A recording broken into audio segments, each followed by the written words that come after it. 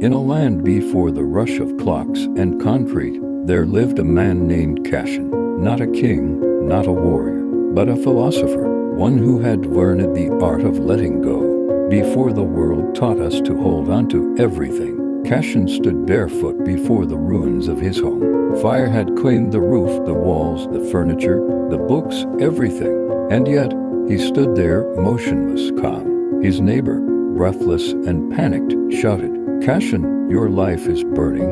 𝙏's reply was almost a whisper, only the things that could be burned. This is the act of nonchalant. 𝙏 was known in the village not for his strength, but for his stillness. People feared it. They mistook his silence for arrogance, his peace for coldness. But 𝙏 had once been like them, loud, reactive, desperate for approval. He had once screamed into the sky when he lost someone he loved. He had thrown stones into the ocean, cursed at the gods, begged the stars for answers. And then something changed. He found a scroll, torn, weathered, passed to him by a wandering stranger. On that scroll were the words of Marcus Aurelius. You have power over your mind, not outside events. Realize this, and you will find strength. It wasn't wisdom 𝙏 found that day. It was permission to not react to everything. 𝙏 began to walk differently, to breathe slower. He started sitting beside the river for hours, watching it pass, whispering to himself, do not chase the water, just observe how it flows. Villagers mocked him. What do you do all day, 𝙏? Just sit and wait to die. But 𝙏 was not waiting. He was living, detached from their noise. He had discovered another book, The Untethered Soul by Michael A. Singer. There is nothing more important to true growth than realizing that you are not the voice of the mind. You are the one who hears it. 𝙏 smiled at the chaos because he no longer lived inside it. He was no longer the river. He was the stone beneath it. One night, a boy from the village came to him, crying. His mother had died. The boy expected warmth, tears, advice. But 𝙏 only sat in silence. After a long pause, he said, the pain will echo. Don't chase it. Don't explain it. Just feel it, and let it leave when it's ready. This was not indifference. It was non-attachment. 𝙏 knew the teachings of the wisdom of insecurity by Alan Watts. To resist change, to try to cling to life, is like holding your breath. If you persist, you kill yourself. The boy returned to the village lighter, not healed, but lighter. 𝙏 had given him something no comfort ever could, permission to be. Without fixing, without labeling. It was on the night of the first flood in 20 years that the villagers ran to 𝙏's hut. The river was angry now, no longer peaceful. It tore through the fields, swallowed carts, and clawed at homes. But 𝙏, he boiled water. He sat, making tea. They yelled, are you mad? The water is rising. He poured the tea. The steam lifted. I do not deny the storm. I simply refuse to become it. He motioned to the villagers. Sit, drink, then move with calm. They didn't understand, but they sat. And for a moment, while thunder cracked and lightning shook the sky, they sipped tea and felt safe. This was the essence of stoic calm, not the absence of emotion, but the command of it. 𝙏's lesson that night became legend. You don't escape storms by running from them. You survive them by sitting still long enough to understand their rhythm. Years later, a stranger arrived in the village. He was cloaked in black, his eyes wild with revenge. He had heard of 𝙏, the one who could not be shaken, and he saw this as a challenge. The stranger lit fire to the village barn. He screamed, where is your calm now, philosopher? Does your nonchalance save these people? 𝙏 arrived. No panic, no anger. He instructed the villagers to form a line to pass buckets calmly, rhythmically. No one shouted, no one screamed. They moved like water. When the fire was out, the stranger collapsed to his knees. Why didn't you fight me? 𝙏 placed a hand on his shoulder. Because fire only spreads when we feed it. You were not my enemy. You were my lesson. He gave the stranger bread, a place to rest, and a scroll, the same one he once received. The stranger cried, not out of defeat, but because he had been seen. Not feared, not punished, seen. The last chapter of Cashin's life was written not with words, but with silence. He left the village one morning without a goodbye. No one knew why, only that he carried nothing with him, no books, no scrolls, no food, just a walking stick and the wind. He climbed the highest mountain known to the land. It was called the Peak of Nothingness, not because there was nothing there, but because those who arrived left everything behind. There, in the cold, thin air, Cashin built no shelter. He made no fire. He simply sat, watching the clouds drift like thoughts. A young traveler found him there one day. "Are you dying?" the traveler asked. Cashin smiled. "No, I'm just not needing." The traveler sat with him for 3 days. In that time, Cashin said almost nothing, but in his presence, the boy felt lighter, as if 1,000 questions were being answered without a single word. On the 4th morning, Cashin handed the traveler a stone and said, "When the world pulls you into chaos, hold this, not because it's magic, but because it doesn't move."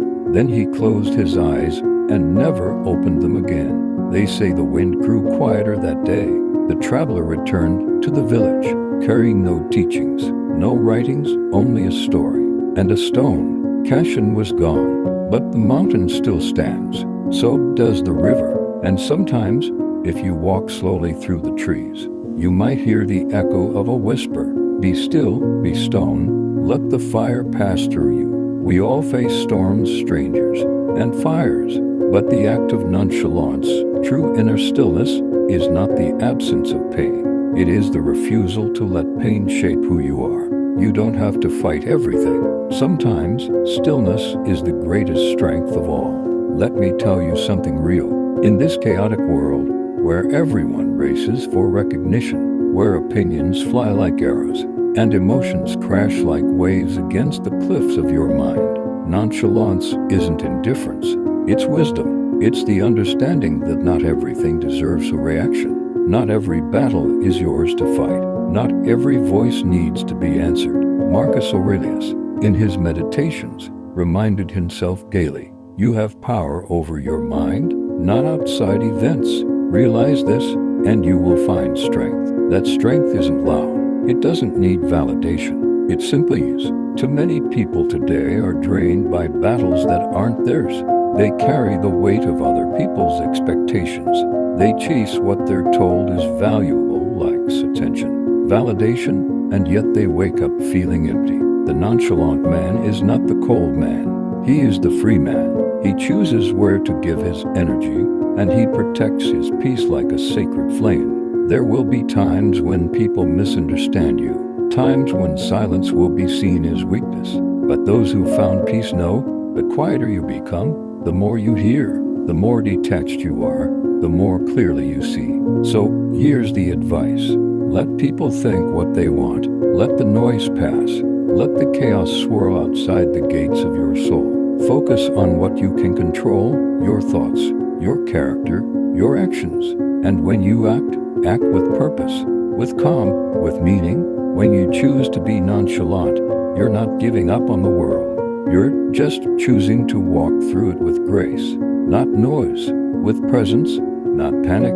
And in that stillness, in that quiet resistance, you'll discover something rare. Peace, not the kind handed to you, the kind you built within. The world will pull at you. It will scream for your attention, bait you with every kind of distraction, arguments, drama, validation, fame. It wants you to react, to rush, to prove yourself. But here's the thing no one teaches you when you're young. You don't need to respond to everything. You don't need to justify your peace to people who thrive in chaos. You don't need to chase anything or anyone that costs your mental clarity. We were not designed to carry the weight of every opinion, every expectation, every ounce of noise that today's world throws at us.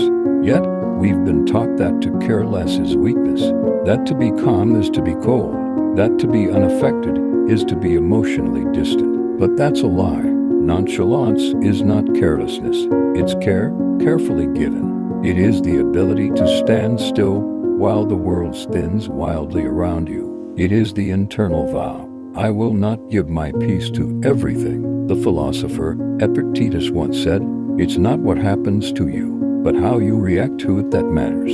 And he was right. Life is a constant stream of events you cannot control, but your response, that's where your power lives. That's where your future begins. You see, every time you react emotionally to something small, you give away a piece of yourself. Every moment you spend defending your name in meaningless conversations, you lose time you could have used to build, to reflect, to grow. It's not about being above emotion. It's about being able to feel everything and still choose calm. Nonchalance is about knowing who you are so deeply that external storms can't shake you. It's about realizing that opinions, praise, and criticism, they're just wind. You can let them pass without letting them enter. But here's the part that really matters. Nonchalance doesn't mean you don't care. It means you care too much about what truly matters. Your peace, your time, your values, your purpose. It means that when someone tries to drag you into chaos, you smile, walk away, and protect your energy like your life depends on it, because it does. This isn't detachment born of bitterness. This is freedom forged from awareness. And that freedom, it's rare, it's powerful, it's yours if you're brave enough to choose it. So, protect your inner world. Guard your emotional investments. Be soft, be kind, be present, but never at the cost of your own stability. Let the world do what it does. Let them talk.